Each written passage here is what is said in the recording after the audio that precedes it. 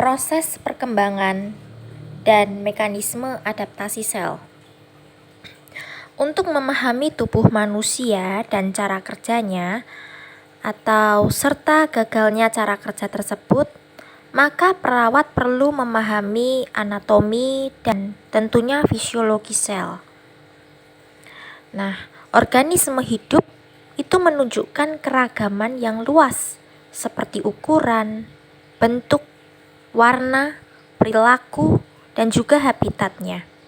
Meskipun demikian, ada juga banyak kesamaan antara organisme dan kesamaan fundamental ini dikenal sebagai teori sel. Terlepas dari kenyataan bahwa sel-sel mempunyai fungsi yang berbeda, ada banyak kesamaan di antara keduanya. Semua sel mempunyai karakteristiknya masing-masing, tapi menurut Pitte 2017, beberapa karakteristik berikut bisa ditemui pada setiap sel. Yang pertama, sel dapat menjalankan fungsi spesifik.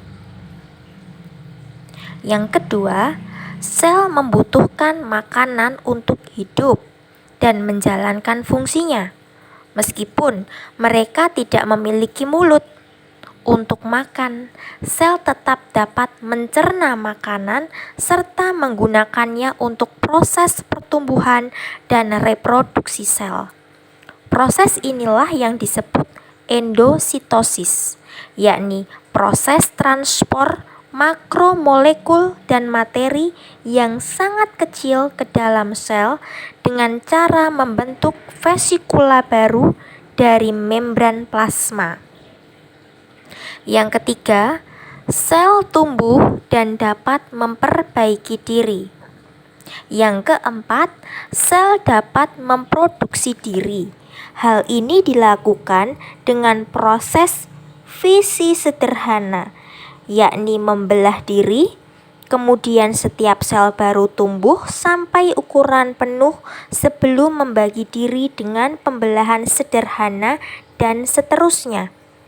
Yang kelima, nutrisi yang diserap oleh sel dapat digunakan untuk penyimpanan dan pelepasan energi, serta memungkinkan sel untuk tumbuh dan memperbaiki diri. Yang keenam, seperti manusia yang tidak menyerap semua makanannya, sel juga hanya menyerap zat-zat yang diperlukan, sementara zat lainnya harus disekresikan. Yang ketujuh, sel juga mengalami kematian.